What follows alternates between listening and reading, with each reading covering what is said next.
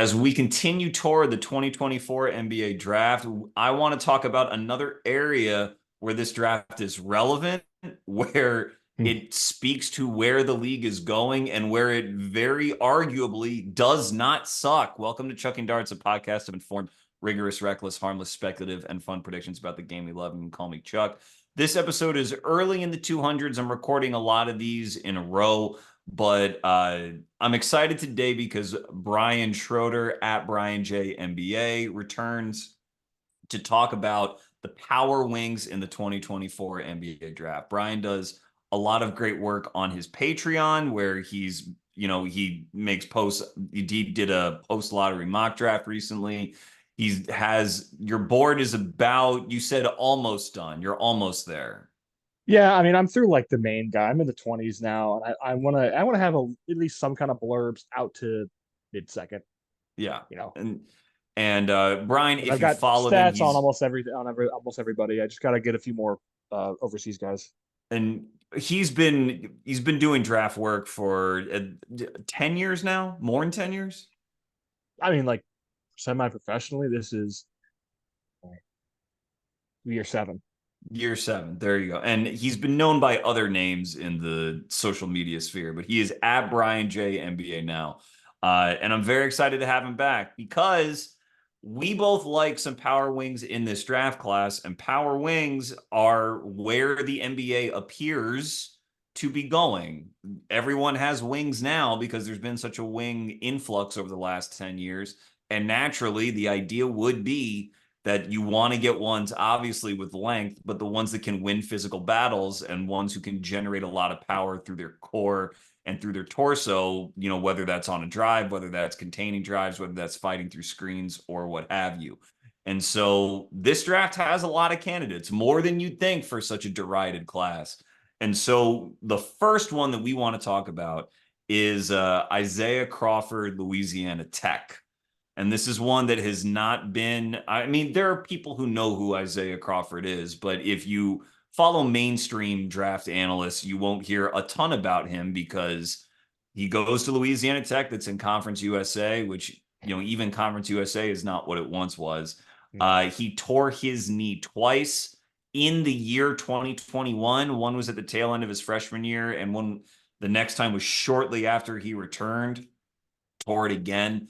And so he just finished technically his senior year, but his fifth year in college. He is 6'6, 220 pounds. And so he certainly looks the part. He has a 7 foot wingspan with giant hands. Huge And over hands. the course of many, many 3 point attempts over his career, is a 39% 3 point shooter. But if you look at his actual stats, he had, I think, over a 5 block rate, over a 3 steal rate. He's a double threat with rebounds on any given night.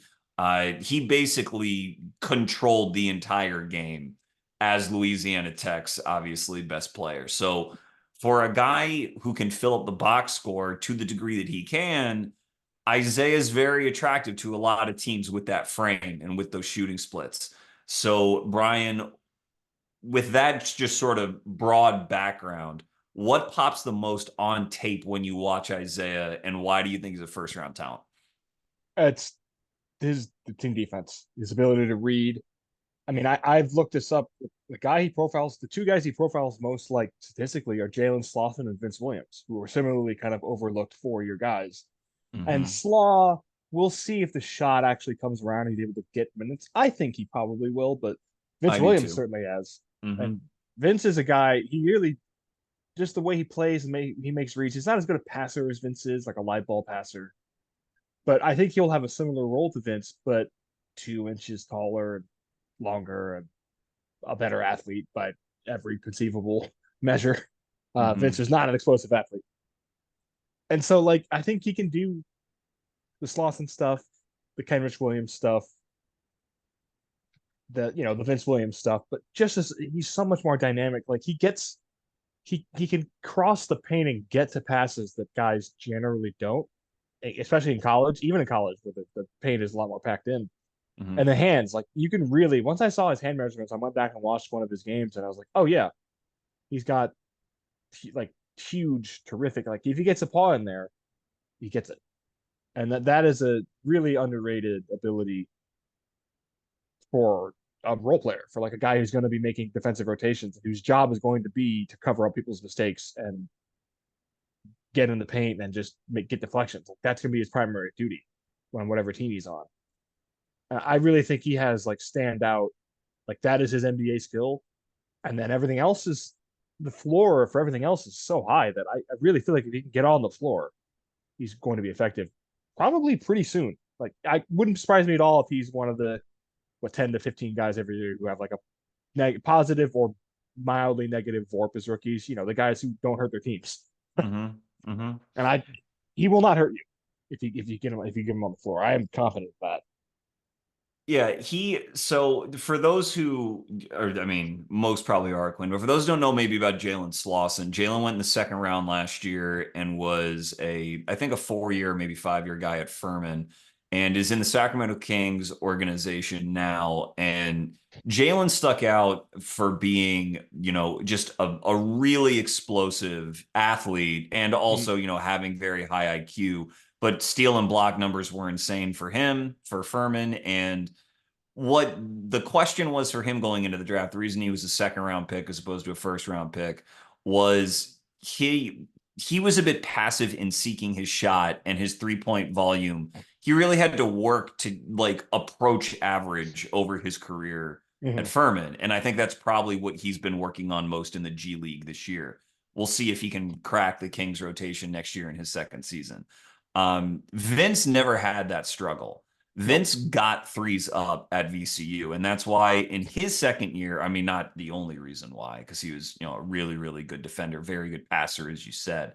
But his second year in Memphis was this year, and though that was a bit of a lost year with a lot of injuries and everything, in that sort of crowded little wing room, which had included David Roddy, no longer, but Zaire Williams and Jake LaRavia, Vince established himself as clearly better than those other gentlemen and a candidate to start on that team next year. And if not start, then be very, very high rotation, 6th, 7th guy.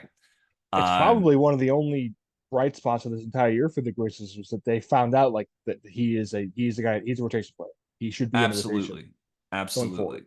And so I think Isaiah, within the context of those two, Isaiah's 3-point volume is not where Vince's was, but Isaiah, like, I don't really worry about it the same way I did Jalen, because Isaiah is when I say he controls the game, like he is a very patient, cerebral player, with all of this physicality and all of this length.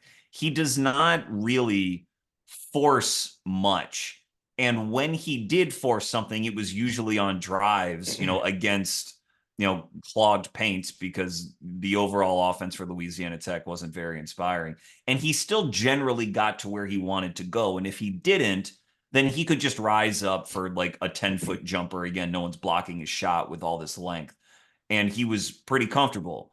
But he didn't want to just spend a lot of time launching threes. But when he did, it frequently looked very good. So I like mean, go ahead. He's what did he shoot? Yeah. 39% on twos out from 8 to 20 feet. So like perfectly solid. 61% at the rim. His free throw numbers are weirdly like worse than you'd think they'd be given his touch everywhere else, but sometimes that happens, and it's not a disaster. It's like 72%. It's fine. Yeah, it's fine. But what is interesting to me about Isaiah is that, like, I think mostly probably because of the knee injuries, when I watch him play, he again, relatively low mistake player, but doesn't try to, I don't really see him going for like highlight reel kind of deflections or blocks or anything. Doesn't really put himself out of position very frequently. For someone with, again, a 5 block rate, 3.5 steal rate, those are incredible numbers.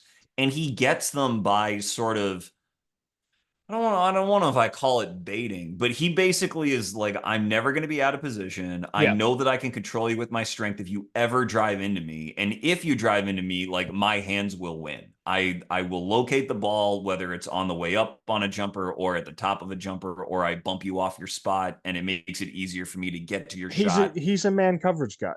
Yeah. He's like an in tight corner, like a press corner. He's just you're going to get hit, you're going to get bumped, you're going to get if you're not taller or faster than him, which in Conference USA, how many guys are, Hmm. you're not finishing over him. And like the competition questions, thing about him too that's interesting, and I think people want to understand this. I kind of thought he was better than Kenneth Lofton when they played together. But Hmm. Kenneth Lofton was the guy who had the crazy numbers and had the NBA intrigue and had the World Cup performances, the FIBA stuff. But like I remember really liking similarly to Vince Williams. I loved Vince Williams. I thought Vince Williams would come out as a freshman. I would have drafted him that first year because you saw the crazy stock numbers and like the ability to read the game. And then he had some injuries. He sort of just kind of he ended up being a guy that I didn't forget about, but I didn't seek out to watch very much. I'm just like, oh yeah, him. He'll be a senior someday. And it turns out he's a senior this year, and I went back in on him, and I was like, yeah, this guy's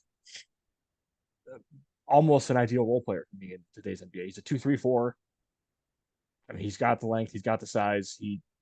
I wouldn't say he's not as explosive an athlete as like Slauson, but Yes. Gonna 6'6", be 220. He will be able to play the four in the same way like Torian, for instance. Easy. Yeah, so like that was gonna be my next question to you because again, like it's very interesting that you brought up Jalen and Vince because like Jalen is a could like 1 foot leaper, Yeah. huge ground coverage guy, could really elevate and like pops as an explosive, clear NBA level athlete. Isaiah, again, he is a low waist, strength based wing. And so he gets it done and he gets it done particularly in tight spaces. But he is not like if someone, he's not, I mean, no one is, but he doesn't go after shots the way that like Herb Jones does with these No. huge strides and big elevation, getting shots when he is at like the peak of his jump. To That's not compare him to somebody in this class, he doesn't do it the same way that Ryan Dunn does. correct. Exactly. And so, given that his approach is more calculated, to me, when I look at him, I go, oh, he is more of a 3-4, more of like a wing's wing rather than a Hmm. guy that's going to be switching down all the time. I think he can handle himself in a lot of those scenarios just by playing angles and making bets and once contact is made then he has the advantage sort of thing. Yeah. But do you feel as though he maybe might be missing some versatility against very good NBA ball handlers that can try Depends on to the ball cross him handler. up and turn the corner? Yeah, I wouldn't throw him out there on Dillingham, but I would throw him out there on Reed Shepard if that makes sense. Yeah. Hmm. Nobody like again. I'm not going to say this is your guy to guard Jalen Brunson because as has been proven in all playoffs, that guy doesn't really exist. Hmm. Or if they do, it's like a Matisse Thybulle and you can't play them because they're so bad offensively. Hmm. But like I definitely would put him on like anyone who's just a bull rusher, bull rush drive guy. I'll Oh, put Crawford on him. yes, yes. You're not getting that. You're not doing that. Like he's not the most well built guy, but he has a sort of build that you couldn't make in 2K until very recently, where like they like wouldn't let you have a guy. It's almost like Kirilenko. I'm not comparing him to Kirilenko, but he has a kind of weird. Kirilenko was 230, Hmm. but he might as well have been 280 pounds for how unsuccessful most players were driving on him. Shout out Baron Davis. But Baron Davis is a tank. Baron Davis was 235 in the NBA, the point guard. But like the Steve Francis types couldn't do anything on Kirilenko. You couldn't get past him. So that's the kind of like Russ. Good luck. Anyone Hmm. who's going to try and win with power and straight line speed, I would feel confident about Crawford sticking with that guy. Yeah, I would agree though that I wouldn't put him out there on like shaking like Kyrie. I mean, he's Kyrie. Dillingham, Correct. I think, is in this class. Dillingham would cook it, but Dillingham cooks. That's what he does. Yeah. Bones Highland would cook. That's what those guys do. So that doesn't factor in too much for me if I'm drafting a guy like that. But I feel like he's almost his peak to me is almost a fifth starter type of guy. Mm-hmm. Like do the KCP stuff. I mean, again, I'm not comparing to KCP. He's a different body type, but KCP is a fifth starter. Gary Harris was a fifth starter for a while. Those kind of guys. Vince Williams will probably be a fifth starter if he's a starter. Uh, Do you, or sorry, go ahead. Keep going. Jay Yeah. Crowder, like that kind of guy. Mm-hmm. Like this is my role playing starter. He's going to average 8 points a game, but he's going to average, he's going to have a 15 assist percentage, 2 or 3 block, 2 or 3 steal. He's going to get offensive rebounds. He's going to shoot well. In this draft, like in a lot of drafts, I might have Crawford to be an ideal early second round guy for me. But this draft is so low on stars that all those guys, like I think that section of the role player draft, it's fine. It's average Yes. at worst. Yep. But with the lack of like top end stars, those guys get moved up into the back end of the top 10. They go out to the mid 30s now. And I would take that guy. I would take this guy in the first round at this point. Like, if you're a good team, Denver needs a guy like this desperately. You know, Minnesota, I would say Minnesota's the one that doesn't. The Knicks could always use guys like this. Like all these playoff teams we're seeing need guys who can play 15 minutes a game immediately. Mm-hmm. As much as Keshad Johnson or De Silva or Pella Larson or Connect get all these plug and play things, and those guys are all. I agree. Those guys all should be, reasonably effective rookies. I think this guy is every bit that kind of player. Do you, so offensively, because he, again, as a guy who he could engage with the offense basically on his terms, and he didn't dominate the ball, but you could tell that he No, was very comfortable with the ball in his hands. Do do you see him as like basically a stand in the corner kind of guy, or do you think as a screener, someone you can involve in actions and relocate, that he'll be able to hit his shot off of like modest NBA movement, not sprinting or anything, but just enough to be able to get like closing minutes in a game or yeah, to I don't get see to, why not. 15, 20 minutes. Basically, you're asking me, is the Isaac Okoro level? I don't think so. I think he can do more than that. Mm, mm. Okay. Yeah, I mean, with a lot of these guys, the pitch is going to be pretty similar across all of Mhm. them, although like body types will differ, some degree of explosion will differ. But considering Isaiah's box score numbers are as good as they are, what do you see from him as a connective passer, as a just quick hitting, quick moving, quick playing guy? Because again, La Tech That'll be a key played for him. pretty slow. And so where do you think he will, like if he's in a faster paced offense, how do you think that he would hold up? I don't see any reason to think he wouldn't. He's not a black hole or anything, but it is it is a fair criticism because he really didn't do that. Most of his possessions are pretty ball heavy. Like he holds the Mhm. ball a lot, but he kind of had to. So I don't know. It's that I think is sort of the so I think fit is so dependent for him. Mhm. Like I wouldn't want him to go to. I mean, I would love him to go to the Bulls, but like that's not an offense where I think a guy like that could, as was proven by Patrick Williams' entire career, that's not an offense where that kind of guy really thrives.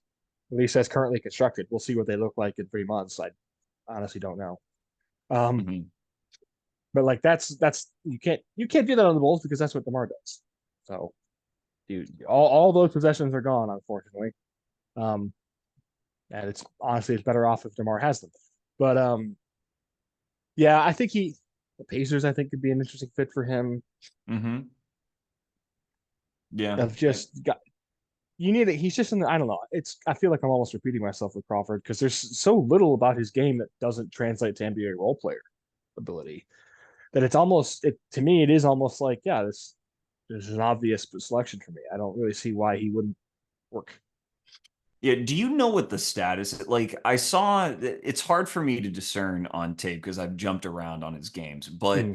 did you see a notable like improvement in his burst as the season went on? Just getting further away from that second knee surgery. Like by the Not end of the year, how did he look to you? he didn't look worse, which I I don't know. It's mean, kind of tough. It's that's something that's always hard. Like injury recovery in college is really hard for me to parse because teams will go a week between games. mhm. You'll have 4 or 5 days off between a game. You'll have 6, 7 days off between a game. You'll have 2 weeks break, and that doesn't happen in the NBA. that's the one thing Wembanyama was worried about. I remember him talking about that. Like he made a great decision to play the 1 game a week to avoid injury. His draft year there.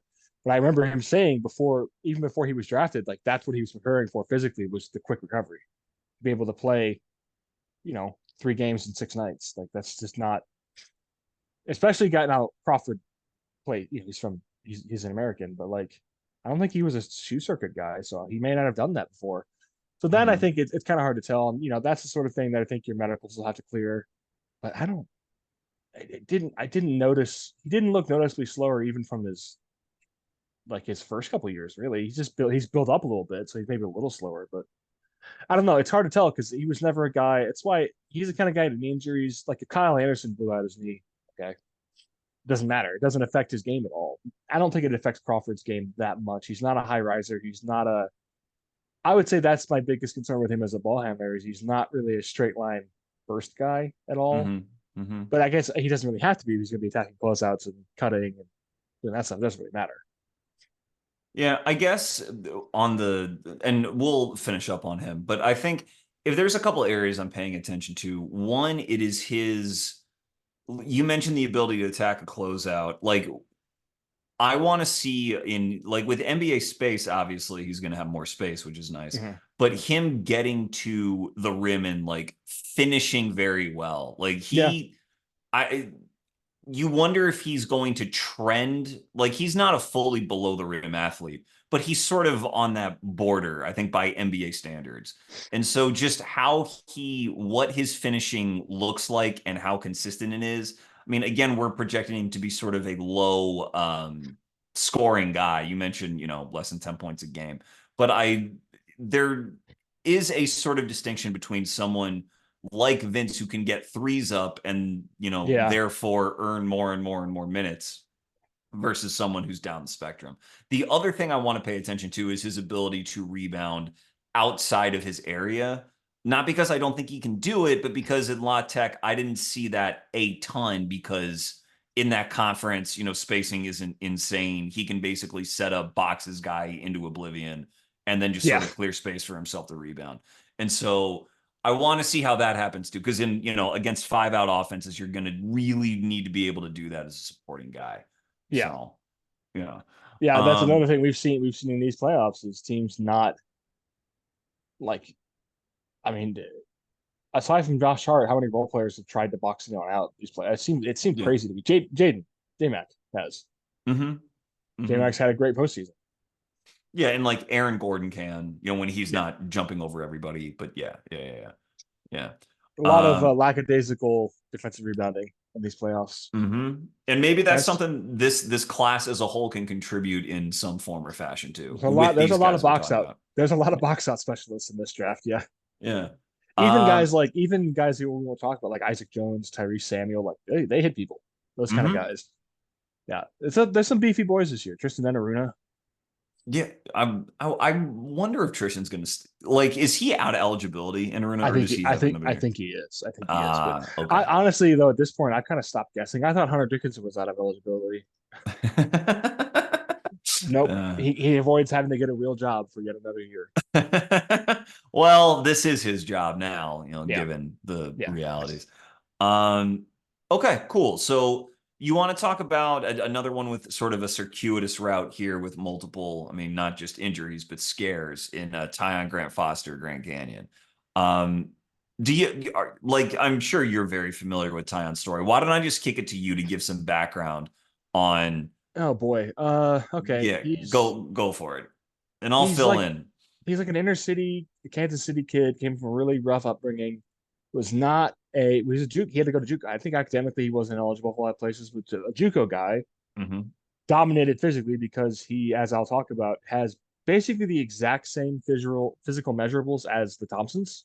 Like especially Asar in particular, he had the only difference was he was a quarter of an inch shorter wingspan. 6'6", 215 with a 6'11", 7'5" wingspan is exactly what Asar Thompson measured, and a man was a 7 foot wingspan. And I really think he's probably at that level, just as far as run jump. Hmm. Um, yeah, at a SARS level, not a man. A man is a different. the man does not count. He's not a human being. I don't understand his athleticism doesn't make sense. Like his ankles should not work. They should be dust. Um, Uh-huh. but Tyon he was a JUCO guy, dominated JUCO, went to Kansas the year they won the title, and was like a 7 to 15 minute energy wing guy off the bench. Really didn't have any skill.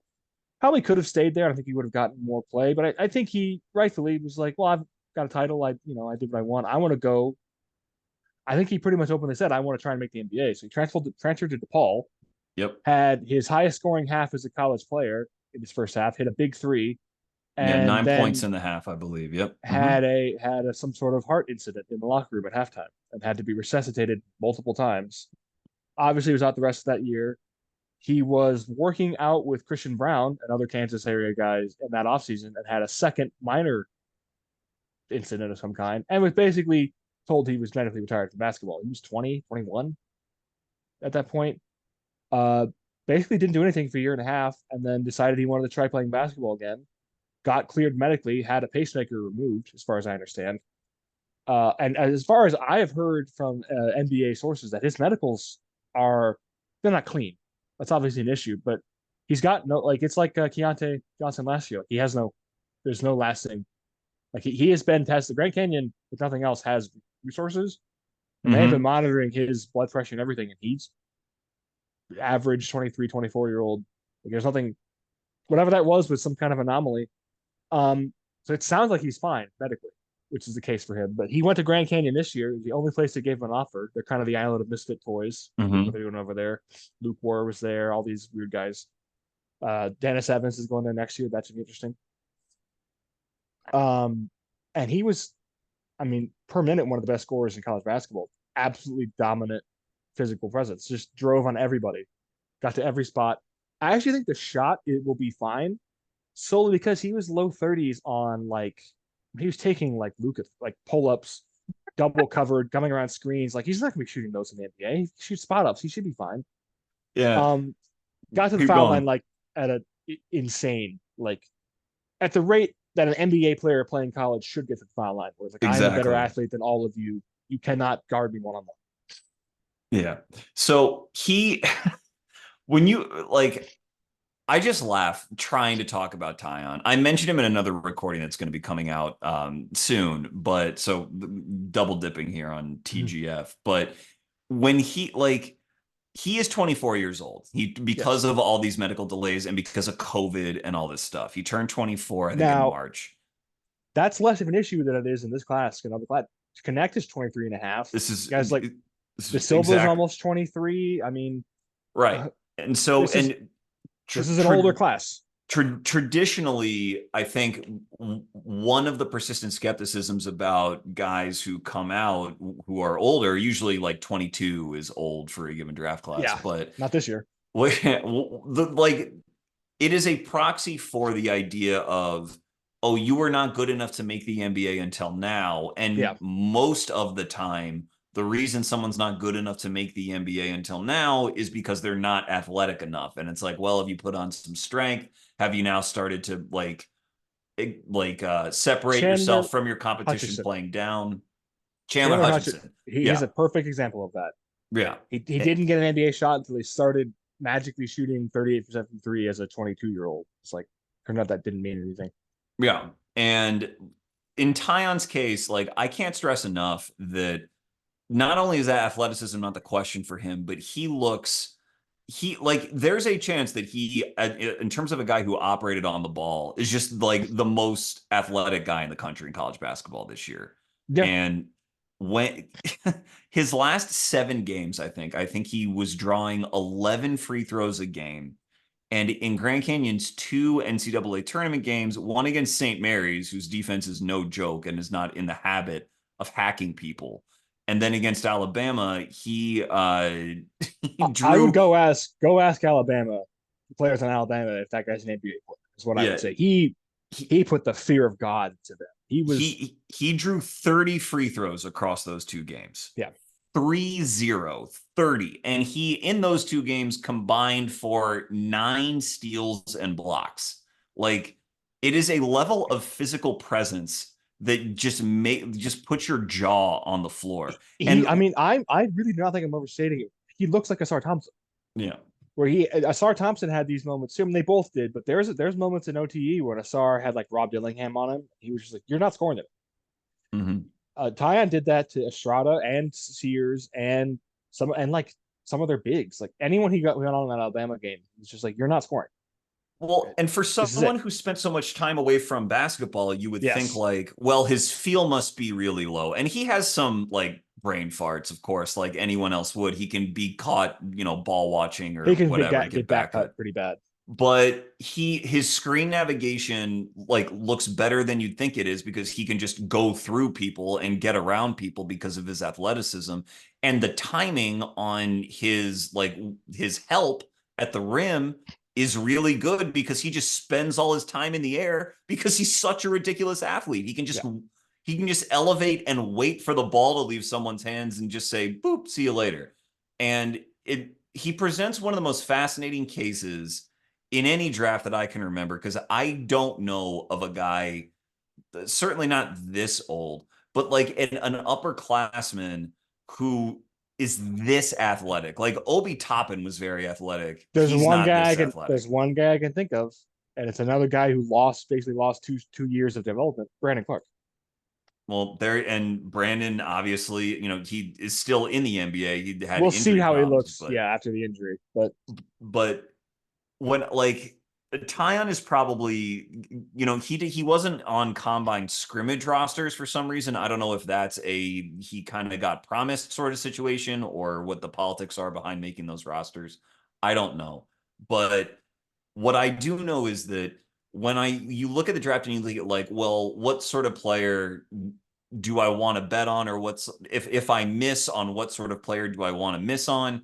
Like he just starts checking every conceivable box. If this guy is, like you said, a Nye Thompson level athlete, then there's an argument to take him in the top 20. There's an argument to take him in the lottery. If you start saying, well, no, you can't take him that high, blah, blah, blah, blah, blah, then you must be very optimistic at a certain extent on the players in this class, mhm. because he guards out in space. He projects to guard out in space very well. If you believe in the shot, then you believe in the shot. He's a free throw magnet. Like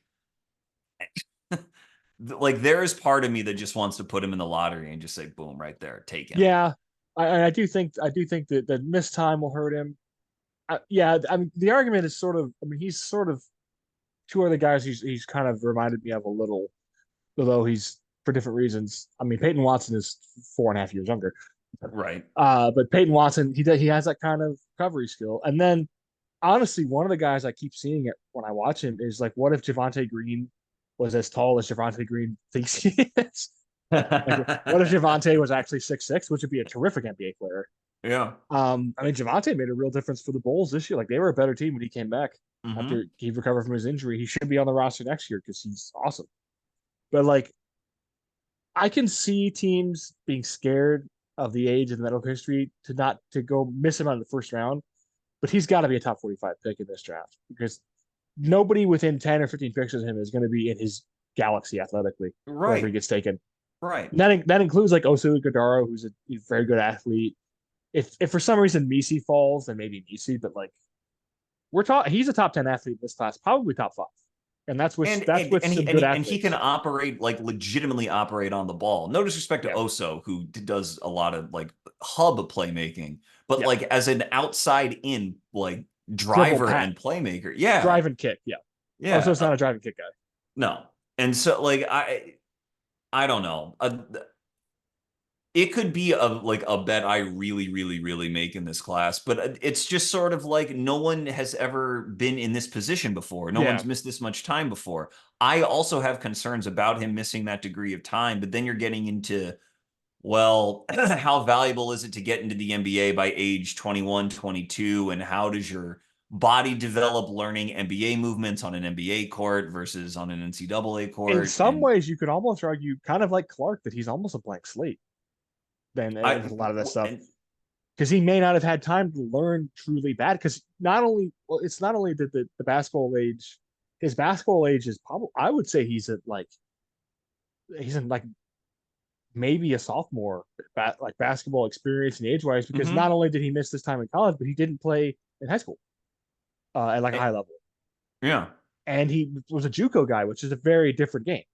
And he wasn't like a high minute guy at Kansas, or I No, mean, he was just starting at DePaul. I mean, so he played one half. Yeah, yeah. So I, he is fascinating, fascinating. But if there is a guy who's going to be taken outside of the top 30, who then becomes one of the 10 best players in the class, it would have to be someone who is this athletic mm-hmm. to hang and get the minutes that guys in the top 10 typically get. And Now, if so, you have to be a high level athlete like Tyon or Daddy A, although we don't know exactly where Daddy is going, yeah, yeah. I could, or Keshad Johnson or something like that, or it'd have to be an elite specialist. It'd have to be like Shireman Hmm. Hmm. or like KJ Simpson if wherever he goes. We'll see. Hmm. Yeah, Like, I agree. But like, elite being the operative, like yeah, really you elite have to have specialist. something. You have to have something that separates you. This is the thing. I've been saying this a lot with some people. What gets you on the floor as a rookie? Because I mean, Leonard Miller doesn't count because Leonard Miller accidentally got drafted onto one of the best teams in the NBA. We didn't know that at the time. And that Um, is like loaded at his specific size and frame yeah, because they have but Nas Reed. But yeah, yeah. like yeah, like a lot. But like other than that, all the guys. In fact, let me look this up right now. So, yeah, on air research is always good. Uh, That's okay. We're I cooking. was I was gonna sort by VORP for this draft, which VORP is what it is, but I think it's effective enough. And yeah, you look at the guys who played aside from Wembanyama, all the guys who stood out from this draft class: Trace Jackson Davis, Amen, Cason Wallace, Brandon Pajemski, Derek Lively. Those guys all do something. Like there's at least one high level NBA skill there for all those guys. And even guys Hmm. like Jarris, Cam Whitmore, Hendricks, Jaquez, Noah Clowney, who came on strong. Hmm. Those guys all also big. Those are all big guys. Um, and that's not to say like guys like Keontae George, Koulibaly, you know, Sensabaugh, Brandon Miller, Scoot, Jordan Hawkins, Anthony Black. They all had kind of poor warps, but they also played a lot of minutes too. That might be the better way to sort it. Who played minutes? Hmm. Miller, Jaquez, Wembanyama, Keontae, Brandon Pajemski, Scoot, Tumani Kamara, Koulibaly, Cason Wallace, both Thompsons, Marcus Sasser, Chris Murray, Lively, Grady Dick, G.G. Jackson, Anthony Black, Jordan Hawkins, and Trace Jackson Davis. Those are all the rookies who played 1,000 minutes. Those guys all have one skill I would classify as 5 out of 5. Like Yeah. Cam is a 5 out of 5 like driver. Miller is 5 out of 5 shooter for his size and like pull up shooter for his size and position. Wembanyama is a everything out of 5, obviously. But like Hawkins is a off ball maniac shooter. Hmm. Trace is an incredible finisher for having small hands and being not a great athlete. Hawkes might be the one who's not 5 out of 5. Hawkes is 5 out of 5 heat culture. That's what he is. But he was good. He had a good year. And if you give him the ball with a spaced paint from 15 and in with his footwork and everything, Yeah, like yeah. he's very strong and he can access his touch and he can get Kayson's a three and buckets. D guy. Koulibaly is a mutant. Yep. Kamara is a defensive maniac. The Thompsons are who they are. Sasser is Marcus Sasser.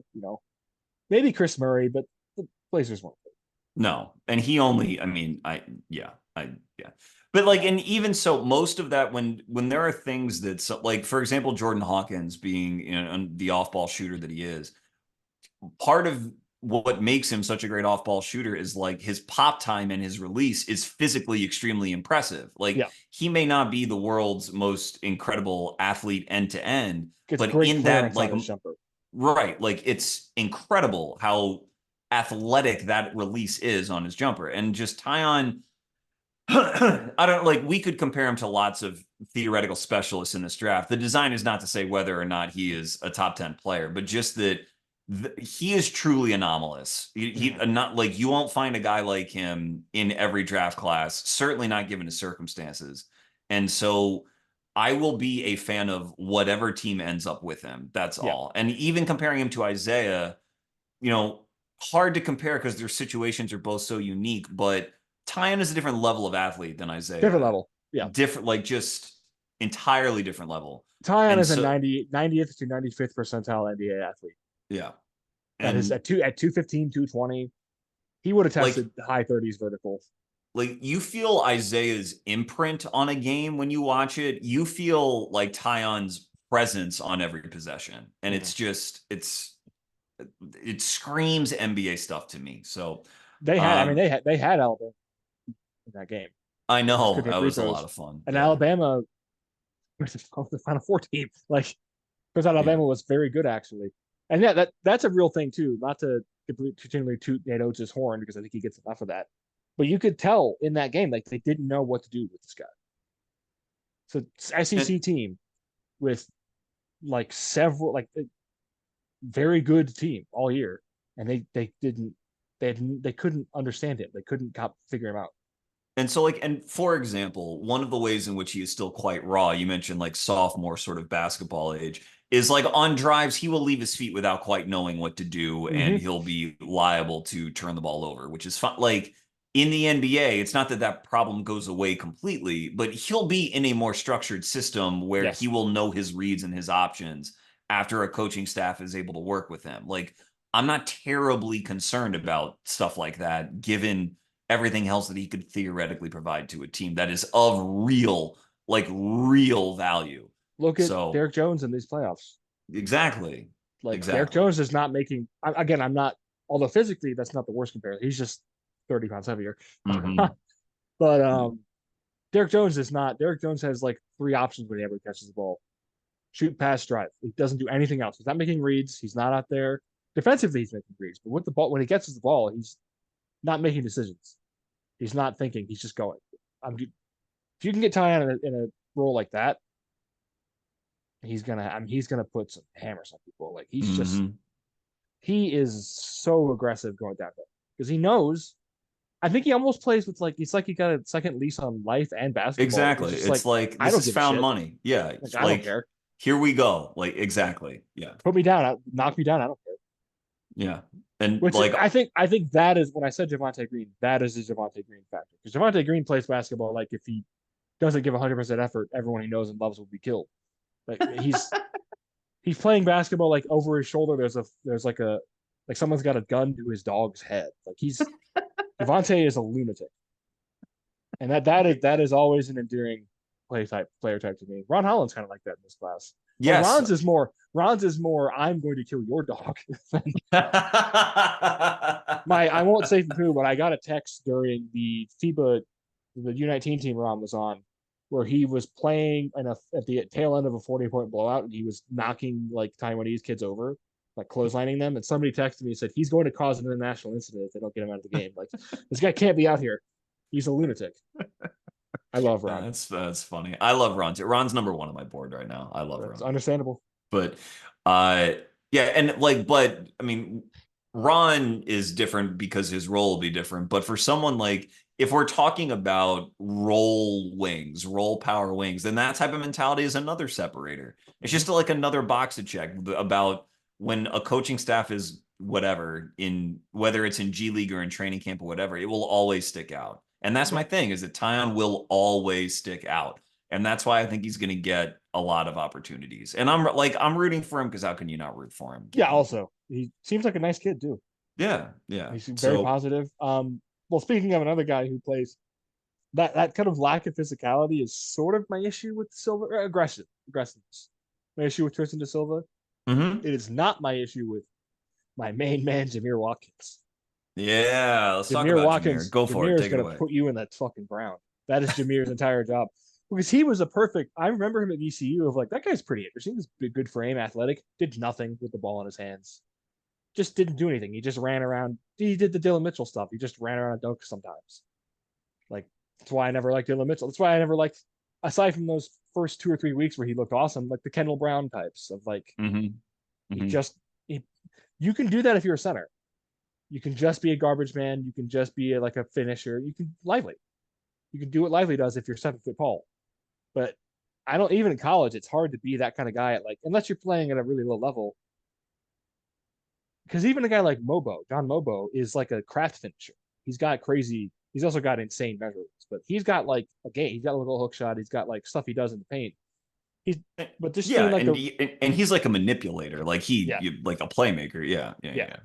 But Watkins was that kind of guy at ECU. So I had him on my list as like a guy to look out for, sort of like Jalen Moore at Oklahoma. But he wasn't a guy who really popped to me. And then for whatever reason, this year at Florida State, I think they just didn't have talent. He just stepped up and became like an ISO scorer. And his handle is like okay. It's not bad. And Um, especially for his size, and he like what sticks out to me about Jamir, not only can he like get to the line all the time, he had a near 60% he's free throw insane. rate, which Yeah. is bananas, but he has more craft in his like approach in the pick and roll. Like he has no doesn't mind having someone on his hip, doesn't mind having like a probing dribble, and his passing is Yeah. like legit good on the ball. Yeah. Legit, really, really, really good. Which is Like, why the physical and playstyle comp I've had for him for a few weeks now is Najee Marshall. right. That's And I exactly think who's been in my exactly head with him. I think Yeah. that's exactly the player he will end up being. Of like this guy, you want this guy on the floor as much as you can get him on the floor because he just physically dominates people. It's what separates him from a guy like Jalen Tyson to me Mm-hmm. is that like Jalen Tyson keeps getting the 3 level triple dribble pass shoot guy, and it's like he's good at those things, but he's not physically he's not super impressive. He's kind of soaked up shots. I mean, so did Jamir, soaked up shots on a offensively woeful team. But the if you give me the option of those two players, they're both kind of dribble pass shoot guys. I will take the one who is physically more dominant every time. And Yeah, that I is Jamir. think I think those two guys are close, but with Jalen, I mean, you have to hope on both. You hope that Yeah. Jamir, who has shot 34% on threes this year, 34 last year, modest volume, not terrible, but he's made about 33s a year. Yeah. You hope that that like really sticks and can keep him in the league. With Jalen, you hope that decreasing his usage can increase his defensive activity like a lot because his Yeah. defensive activity was rough at Cal. So I like I when I look at the two of them, the sort of marginal return I think with Jalen might not be what we think it is. And I've loved Jalen. I've said I've had him in my lottery earlier in the year. I don't have him there anymore, but he's still a first round guy to me. But like you just wonder if there's an offense that has two, legit max options, which most offenses do. Yeah. If Jalen's on the floor, they're going to care more about who can pick up ground defensively and switch and make life easier on those guys as opposed to another guy who can get his own bucket while giving something away on that end. So I mean, it's yeah, not like, it's the yeah, reason it's the reason you can have those guys as guards. Those guys can be guards. You can have right. the Jordan Clarkson. Jordan Clarkson's been on several successful playoff teams. He's never the reason his teams have lost. You can have Jordan Clarkson. You can have, I mean, the Warriors proved you can have Jordan Poole, who's Or for like a uh, bigger guy, you could have Karis LeVert, yeah, yeah, as like a but like, wingier version of that. but Yeah. like, yeah, but like the like, yeah. Again, I'm hoping if the NBA learns anything from these playoffs, it's that your third best player can be PJ Washington. Mm-hmm. Like I think we are coming out of the super team era. I don't think teams are doing the super teams anymore. I mean, they will if they can, but I don't think they're going to be selling out to get 3 30 usage scoring guys because I think we've proven PJ can be your third best player. Like you don't need a Tyler Heroes, I guess is what I'm getting at. Yes. You Yeah. don't need super high usage third options who don't do anything else. It's not like I guess depending on I mean I'm sure the Nuggets would like to have that guy right now, but that I think in general too. You But I can mean, have and they two. have that guy in MPJ sort of, not as like a high usage guy, but as Yeah. someone who's so offensively tilted in that manner. Yeah. And like he's been sort of the one of the swing pieces as to why that series didn't go the way that Denver wanted it to go is Yeah. because do you really want to take so many shots away from Murray and Jokic to like feed him? No, not really. Great You'd example. like to have the option. You want the gravity. Gravity is still very, very important. Jaden But McDaniels is your third guy. right. Turns out it works great. Yeah. Works just fine. Now Yeah. he is more of a pedigree scorer. Like he had that reputation in high school, and I think he has that bag still. He has that little 15-foot bag, but he's taking those shots if there's 6 seconds left of the shot clock and they need him to. But Right. I mean, Jaden all is the perfectly happy to take 6 shots a game if he has to. Well, and all the praise that they were heaping on him after they went up 2-0 was like they were highlighting how few shots he took and how he stayed so engaged and how important he was and his, Yeah, his on-off rating and all of that stuff. And it's not as though you read like there's not a ready-made formula on every team because of that's that, true. because Yeah, how efficient are your top two options, how well do they work together, and what gaps do they leave to be filled. All of that can shift sort of subtly, but for Jamir, who, if we haven't mentioned, is like 6'7", 215, like very 6'11" prototypical. wingspan. Yeah, Yes, like he and is he's what you 215. He's 215 in the way some guys. He's almost what I call the Batman 215 because I always laugh when Batman in like the Arkham games was listed at 6'3", 210, and like fuck, zero negative body fat. Like what is this guy on? Like if I'm like 215 and like not a small man, but I was like that man has 1,000% more muscles than I do. Like Jamir is kind of like that, where Jamir is 215, but he is if they don't do body fat, he would probably be like a 6% body fat guy. He is shredded. and Jamir is it's in great shape. and like when we mentioned his free throw rate, how frequently he got to the line.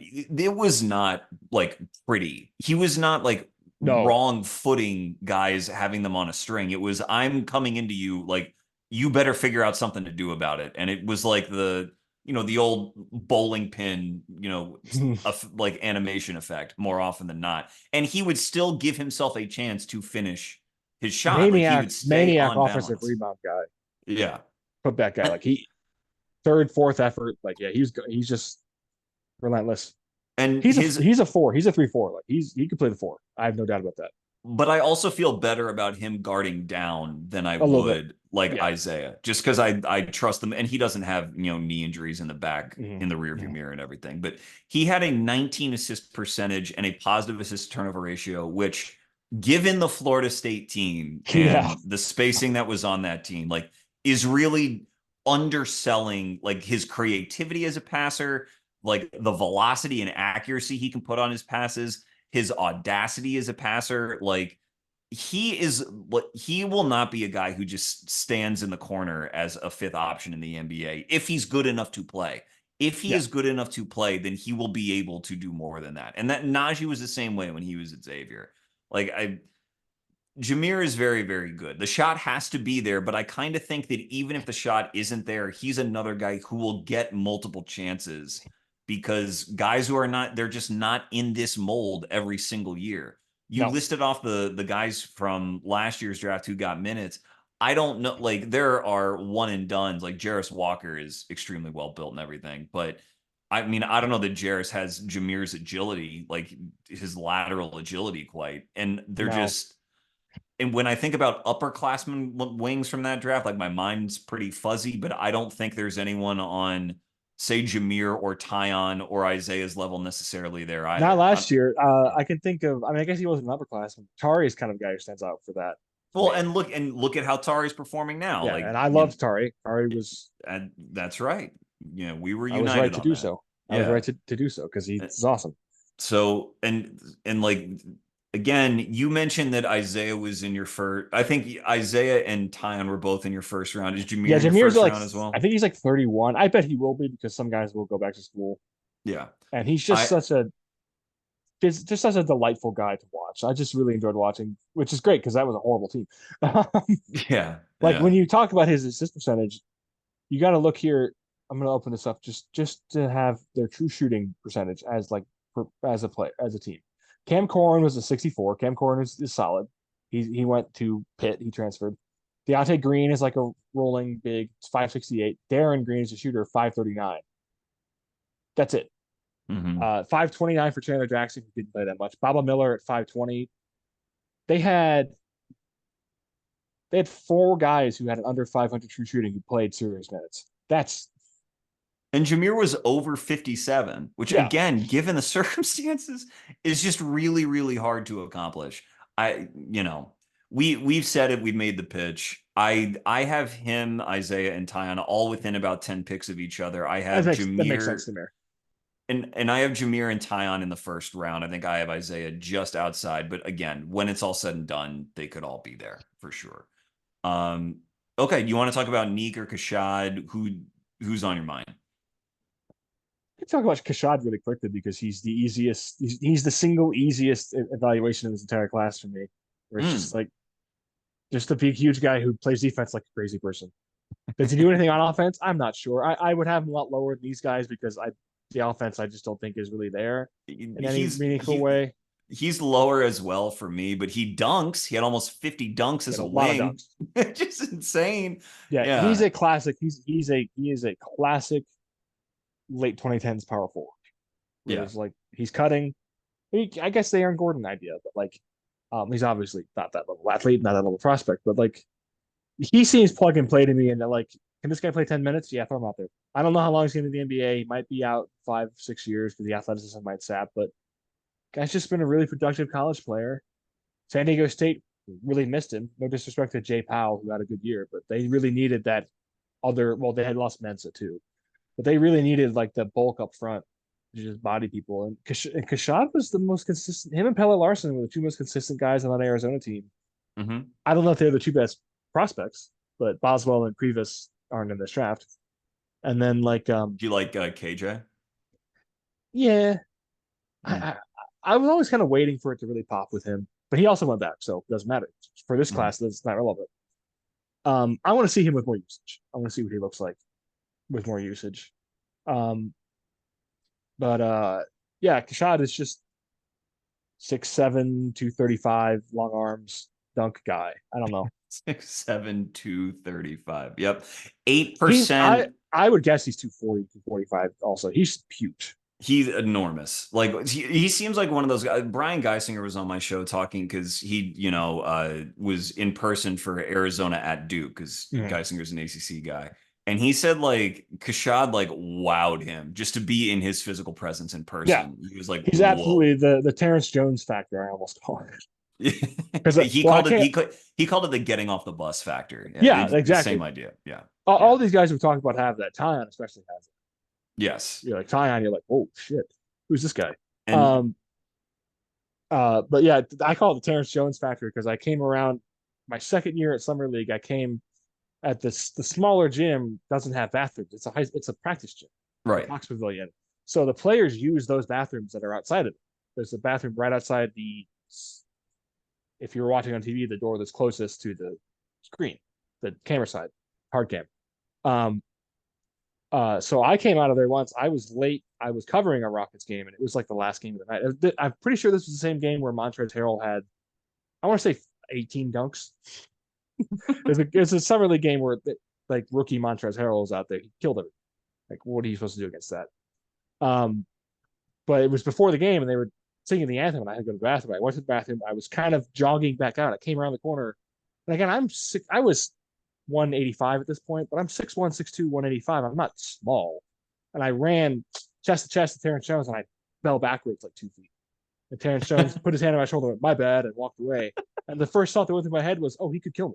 It was the first time in my life that I was like, I ran into somebody. I was like, oh, this person could kill me, and there's nothing I can do about it. And Terrence Jones was 6'7", 230, huge guy. Yeah. And that's so Keshad has that level of just like that is a big it's a big man. Like And if he he's hits been you, like when you mentioned that he like offensively it's all play finishery stuff, yeah, 2 years at San Diego State, 1 year at Arizona, at least those have been his last 3 years. And he has been combined in those 3 years over 60% from two. Because he, he's a finishes a lot of stuff at the rim, dunks a he's a lot, garbage man. but very low waist, knows who he is and what he is. And this was the first year he shot threes. He shot nearly 40 of those. Like I do think the ship has sailed on him having any sort of creativity, and that's fine. But like you said, especially in the regular season where guys are going to miss time and get hurt and you need to fill gaps, he will be a gap filler. And it's just a matter of really how good of a defender he really is to see if he can lock in anything more Yeah, consistent than that. my guess Go ahead. Yeah. my guess with him is that he may be a guy who gets offered two-way contracts in the 40s and 50s and turns them down, goes undrafted, and signs somewhere. He may want to choose his two-way spot in the same way that like an Alex Fudge did. Hasn't worked out for Alex Fudge. Now, it's very Mm-hmm. funny that I said that. Keshad probably outweighs Alex Fudge by 60 pounds. Yeah, I mean Alex, like an insane run jump guy, but yeah, I mean, Um, yeah, but like yeah, I Keshad gives me that sensation that he may already know where he wants to go. He may want to go to Memphis or somewhere. I have no intel on that, but like he could go to Dallas. I mean, I'm sure they'd welcome him there. yeah, Yeah, that's the sort of draft night I feel like he's gonna have. So I say that because I'm not he's not gonna be a guy that I'm gonna be screaming and crying about in the 50s for someone to take. I think he might be a guy who just doesn't want to do that, and I think that would mm-hmm. be fine. He would be priority undrafted guy for me though. Do He'd be you one of the first prefer undrafted him guys. to? Do you prefer him to Pelle Larson? Now I do. I do need to really lock in more on Pella because I know a lot of people like him a lot. And I've never really been blown away with him, but I mean, I just need to watch him closer because the numbers are always there. Like he's a really impactful player. If you catch him, I mean, he measured better than I thought he would. Much better. I would not consider him a plus wingspan guy just watching him, but he was. If like, if you That sort of catch goes back Pelle, to my point earlier that it's very difficult to be a negative wingspan guy at at yeah, like Filipowski's a guy I think about with that. Like I don't know how that's possible. mm, mm. There's not it's like it's almost why I don't even I'm tired of people calling Filipowski a 7-footer because it's like I don't care if he measured 6'11" in shoes. He got 6'10" and a half wingspan. He's not a 7-footer. Speaking of which, Filipowski keeps floating around in my head. I struggle with Filipowski too. I've a large range on my board about where I would Yeah, rank him. But do yeah. you in these the first three that we talked about, you're a bit higher on Crawford, Tyon, and I still think Jamir. I think I have Filipowski ahead of all of them, You do. but I'm not like blown away. I'm not the thing. Honestly, if Filipowski either had like a normal 7'1", 7'2" wingspan, or actually hit threes at a high rate, if he did either one of those, I'd be more in on it. But now, I mean, I've compared him to Kelly Olynyk a lot. It's really funny. Physically, you put in his comps, they're like I try not to do try to do cross racial comps when you can. But Filipowski's guy you can only compare to white guys because only white guys have sub 7 foot wingspans at 6'11". Like Mm-hmm. it's like Frank Kaminsky, Olynyk, Ryan Butch. Like that's the class he's in. Yeah. Um, he's a good basketball player. I don't have much FOMO for him because I'm like, what position does he play? Right. And that's the like. I mean, if he shoots, then he shoots, and that's great. If he But shoots, then he's Kelly Olynyk. Basically, he's yeah. like a mismatched 5 guy who can handle and will score in the paint because he's a big, strong dude. But if Hmm. he doesn't, then he's kind of more like Kaminsky, especially at the end when Kaminsky's shot just died, And Or he's like Myers Leonard. It's like, what does he do? And even Olynyk, for as good a career as he's had, and I mean, he's still in the league, drafted 2013. Like he bounces around. Yeah, He has value. Some team wants him, which is great, but it's not as though I find it hard to believe that Filipowski is going to return a ton of value to his drafting team. He might return value somewhere at some point eventually, but that's why same thing. I yeah, wouldn't have a yeah. ton of FOMO with passing on him for even for a couple of these guys. But yeah. That I do think once you get into the 20s, fit is where you start looking around, and if a team like doesn't have any power forwards or like, I'm waiting to see if he gets Nas league comps because people are going to be like, oh, he's kind of an undersized 5, but he can handle it. He's like Nas Reed. Like we're at the point with Nas where it's like Pascal Siakam Right. 3 years ago, where it's like, don't compare guys to that. I think that any They sort of inclination to compare Filipowski with Nas literally died tonight.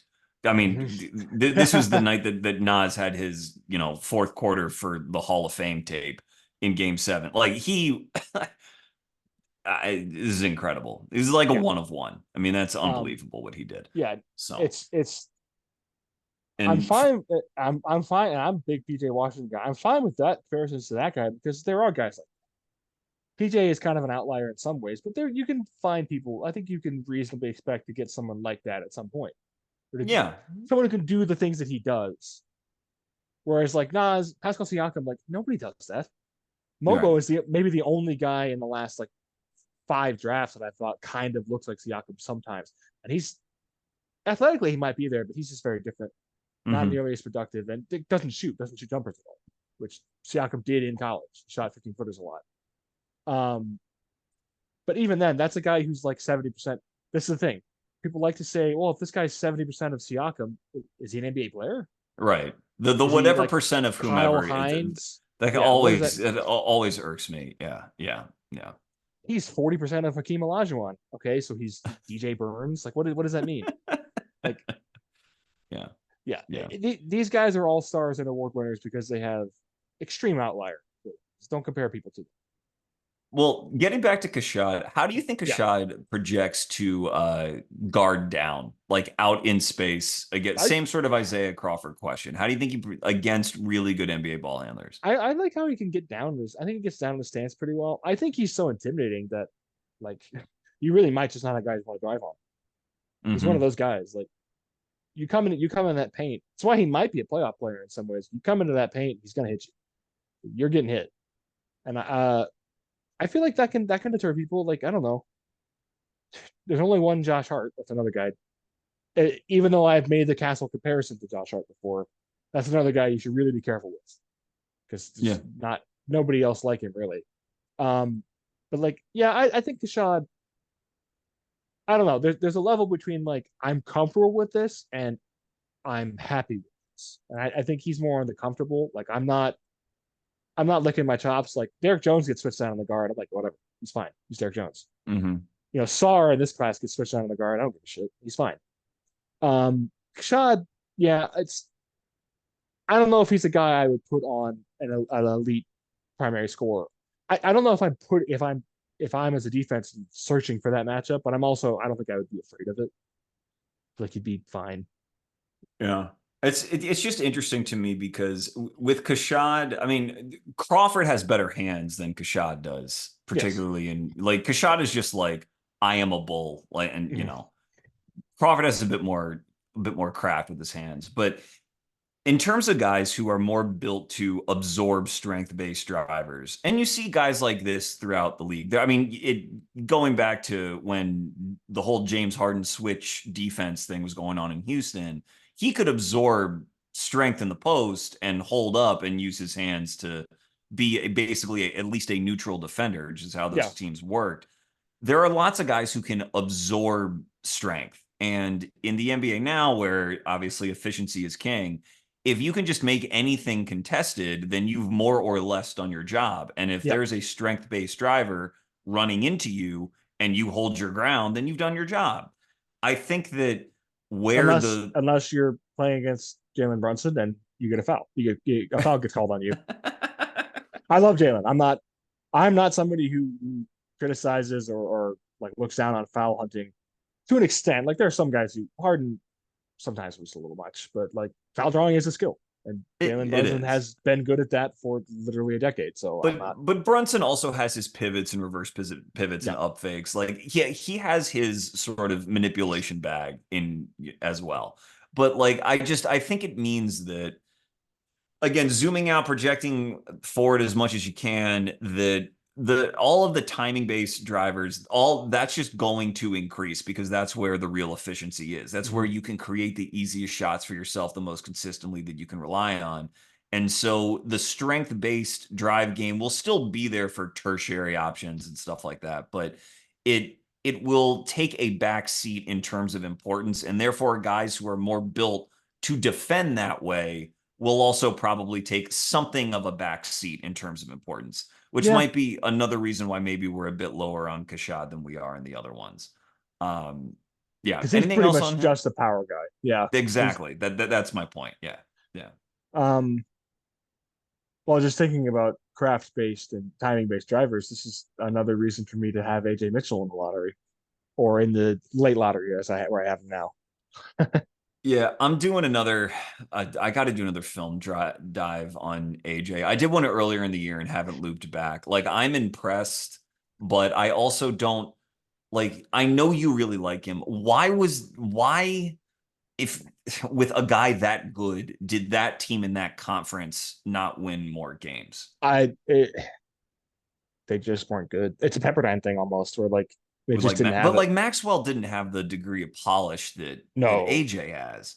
but I really don't. I don't know that they just were. They were a weird team. They weren't. They were not Yeah. fun to watch. I also feel like AJ also sort of deferred too much in late game situations where like almost he was too cognizant of the fact that he, especially coming into this year, was a drive first, drive second player. I mean, he's an Mm-hmm. incredible driver. He's one of the best in recent college basketball history. But he's of 66 or 67% at the rim on like 7% assisted Right. and like a mid 40s free throw rate is insane. Like he just has that ability to get space and get layups. But I don't know. I do need to watch a few more of their games. They had Johan Troyer played pretty well. Like he transferred back into well, kind of. He's at SMU, so I guess he is high major. But Mm-hmm. Mm-hmm. I don't know. They just didn't have guys. It was a really frustrating team to watch where they just Yeah, I'll have to go kind back of and look sunk at off him. of guys. But It was really, yeah, I don't know. speaking of another guy that is sort of like a power only defender, maybe not only, but like I feel a similar thing about Jalen Bridges, and Mhm, who is mhm, a guy I like, a guy who should get drafted. I think his because of his shooting volume, which is better than the guys we've been talking about thus far. Because of that, he will get more looks, I think, closer to the first round than maybe any of these other guys. And mhm. maybe he goes in the first round, at the tail end for some contender. But he's another one where that is where I see his primary defensive value is as a strength guy absorbing strength. That doesn't mean he can't have a place with that shooting touch, but I see him as sort of less of a real like gem, like what am I trying to say? Diamond in the rough that can Mhm. provide lotto kind of value going forward in the I class. sort of That feel sort that of way thing. about Ingram, although Ingram is more of a weird outlier in some ways.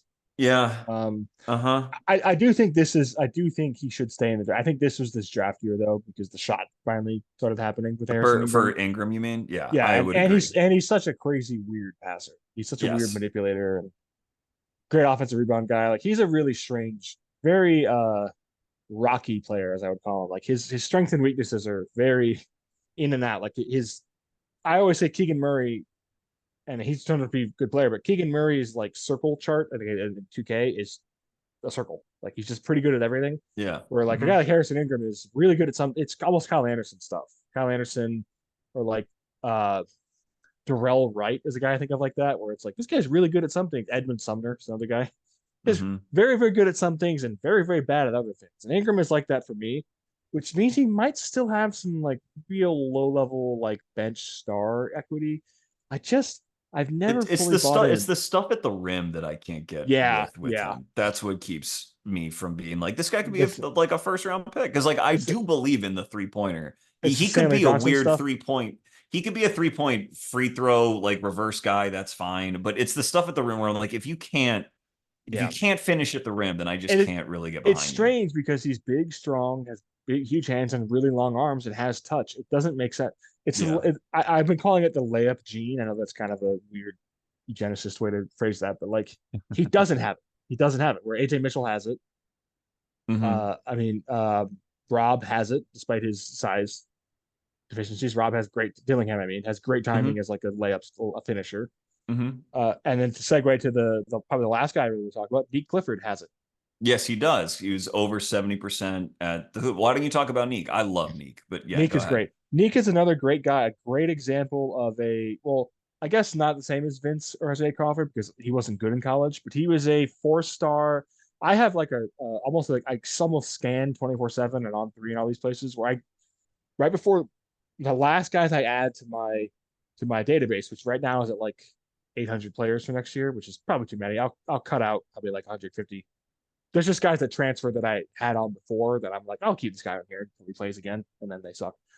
But the last guys I add, I always go through and look at rosters and I look for a Do Thiero size 6'6", 190 Hmm. guys. And I always add those guys in. And Nique Clifford was one of the guys. He was a 4 star, 4 years ago. And he was one of the guys I added when he was at Colorado. I was like, this guy could be interesting. I checked in on him after a couple of weeks and he had like a 250 true shooting. It's horrible. And he was just really bad. I've looked at his numbers again. Even his last year at Colorado, he was fine. He was an acceptable power conference player. He wasn't a draft prospect really. And then he went to Colorado State and just blew up. And like in a way that it wasn't like he got hot hitting threes. He just kicked ass. He beat everybody. Like he's such an awesome body control guy. He's such a great guy at warding. He is big and strong, but he wards people off with his hands really well, cuts Hmm. off lanes, huge steal percentage guy. Shot was there. I mean, the shot is a little too, I would say it's almost It's a too part. little what am stiff. What am I trying to think of? Whatever. But yeah, I know It's what you it's mean. not supernatural. It's like a two-phase shot where he has a Yeah. set and then shot. He doesn't do both of the same, but he hit really well. He was kind of up movement a little bit, so he should be able to shoot an And acceptable range last like year that. was low volume, but the three went in last year as well. So I think Yeah, he's, let's see, 63 for 164 over the last 2 years, which is like good, you know? yeah, it's good. Yeah, So I what I love about Nique is that he each of these guys, so like for example, Isaiah's an on-ball guy, Jamir's an on-ball guy. They won't be the first guys to scale down their usage in the NBA. That's usually the formula you take to find really good role players or guys that who yes, do that.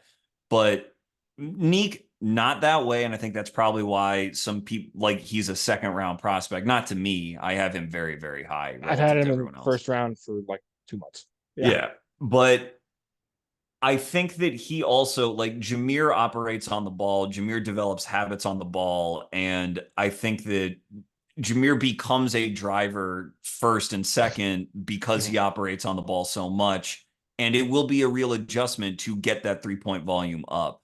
With Nique, like he will, I think Nique just sort of understands what it will take to be a role player, or like it will Mhm. become apparent to him very clearly what will be asked of him because minutes weren't even really guaranteed to him at Colorado State. You know, like he wasn't because whatever went on at Colorado went on, and he transferred basically because they got Cody Williams.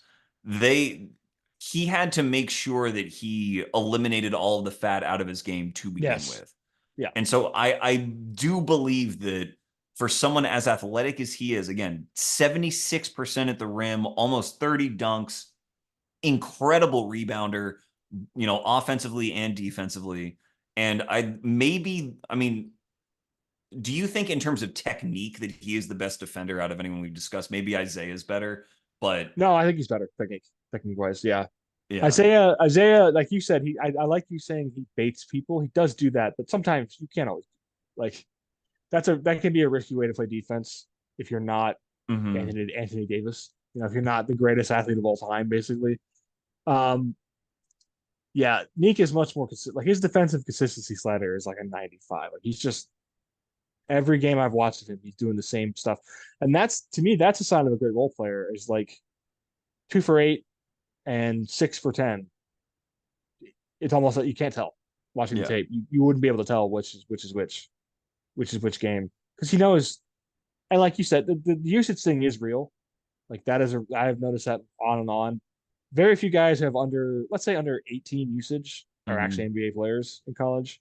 The only guy Mm-hmm. I could think of who's notable was freshman Halliburton, which is a unique case. He was like a 9.8 usage, but freshman Halliburton is the strangest college basketball player in recent history. He was third in the Big 12 in blocks. He was like fifth in steals. I think he Mm-hmm. was like sixth or seventh in threes made. He was second in minutes.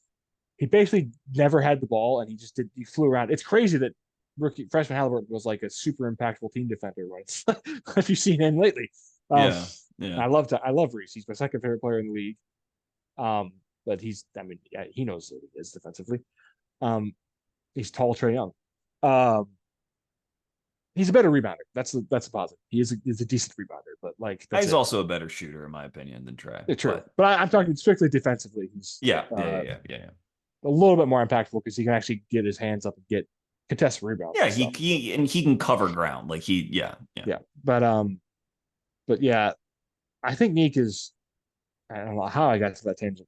I think Nique is just so consistent defensively. He stays down, doesn't foul really for a Mm-hmm. wing stopper, which is always a good sign. Like I don't care that much about foul. Like for guys like Sar and Mobley who are thinner, them not fouling at the rates that they do is impressive and important to measure. But Mm-hmm. otherwise, for centers, I don't really care about fouls really, unless you're just like Hassan Whiteside. You're just Or having you're care. like But cat. Yeah. Yeah.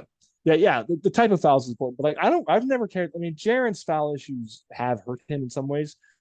But at the same time, it's like when a shot blocker gets dunked on, like it's gonna happen.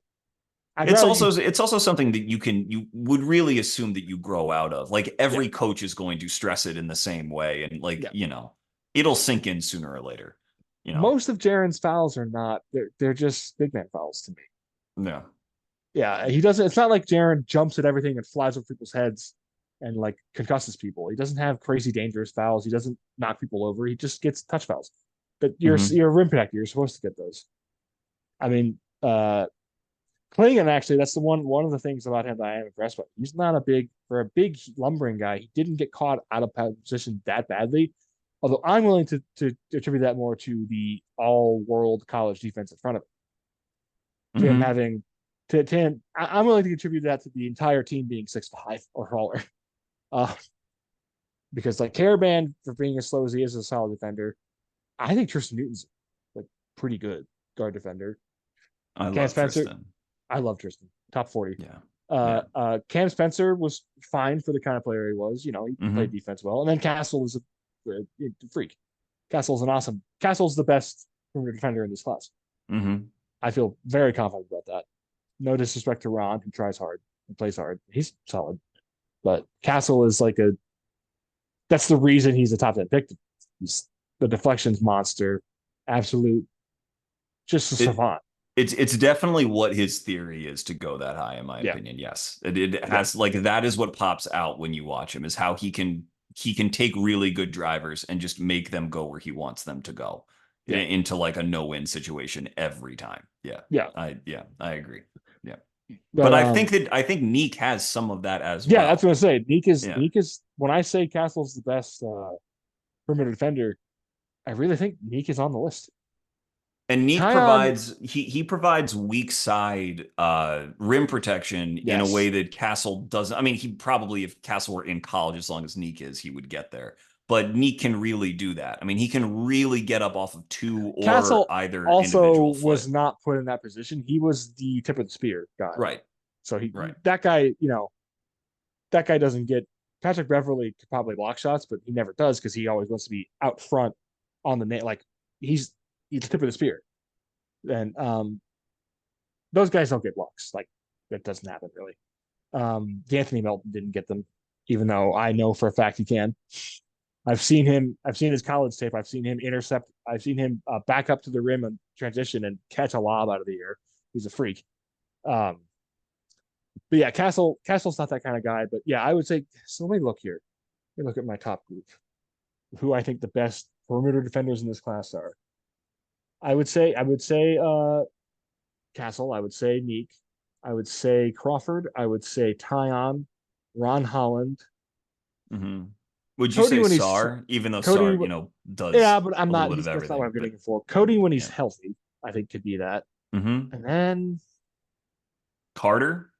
yeah, I was thinking Carter. I was thinking my rest of my guards.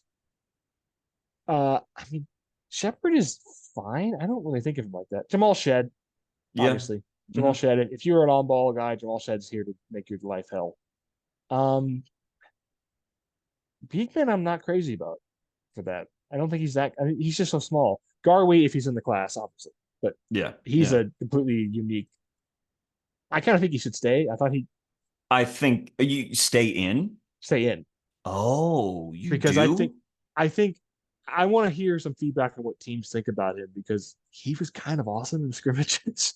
the Ignite can't. Yeah, The Elite I can't. haven't watched the scrimmages, but that I mean, that would really surprise me if he stayed in, just I'm given. guessing. I almost just haven't heard anything college any college buzz for him. He's one of the last guys on my list who hasn't committed yet. It's like, Hmm. well, we'll know in Interesting. 9 days. The withdrawal date is the 29th, so we'll see. But yeah, that's kind of the list for the defenders for me. Anyone else who's decent, like I think KJ Simpson's good, but he's just too small. Hmm. Yeah, he's 6 foot, 185 pounds. He's not. You're not a About like defender. Zion pulling. Yeah, actually, Zion Poland is fascinating. We're getting into the weeds now. Yeah, He's a we fascinating don't. guy. We were gonna have to Well, kind he's a of fascinating yeah. guy because his numbers look great, but you see his finishing.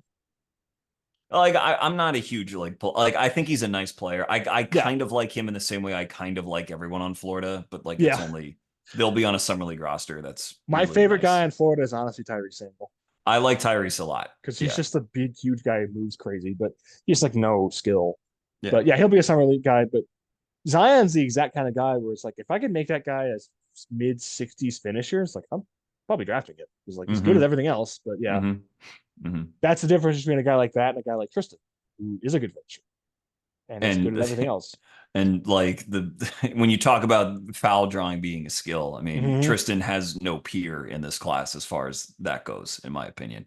I mean, like it just when you talk about who has the highest feel in the class, you want to focus on like maybe it's Reed Shepherd or Dillingham or whatever because Uh, of the creativity. But like Tristan just knows so much what he is and how to make what he does yeah, like win games that I would like say I would only count that to say that Collier is also in this class. Collier in with NBA spacing, I think is going to draw fouls like a crazy amount because he's so strong. yeah in terms of foul, yes, I agree. Yeah. But the I craft mean, he also is Collier's gonna get more of a chance to do it too. I mean, so yeah. yeah. And like I'm Ron will draw a lot of fouls. So, I'm fascinated to see where Collier goes because like I'm kind of back in. I don't know. He changed his mentality in the last 10 games of the season. It was like, all right, I'm fucking, I'm just getting my numbers. And like you kind of saw it more. It's like yeah. he What stopped I trying to run point and just started charging in. Turnovers went way down. Like, yeah, my thing on Collier is just that the NBA will define his role for him and then he'll just yeah, be very good at it. That's sort yeah, of how I feel about it. Like a yep, top two offensive option, not likely, but he'll be in the league a long time, you know? yeah, Yeah. All right, man. That's about all I had. yeah. Anything else that you want to plug or anything else that's on your mind before I let you go?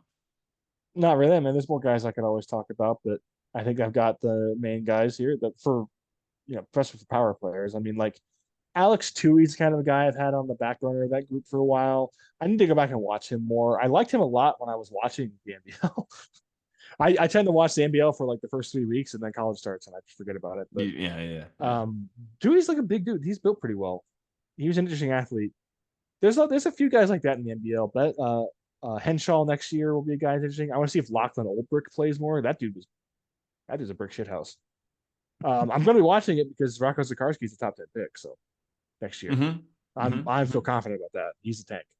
No. Um, but yeah, I don't know. The Patreon stuff, I'm gonna be grinding more on that. I'm gonna have Okay. it's gonna be out for the public probably the week of the draft, but maybe a And little that's before. patreon.com/Brian JMBA. Brian J Right. NBA All right. rhymes. Not Brian J Draft anymore. Brian J NBA rhymes, so it's a better option. And who Yeah, doesn't love the NBA, man? Yeah. So, and NBA that's Twitter, our favorite. your that's your Twitter handle as well at Brian Yep. JMBA. Thanks so much for the time, man. This is fantastic.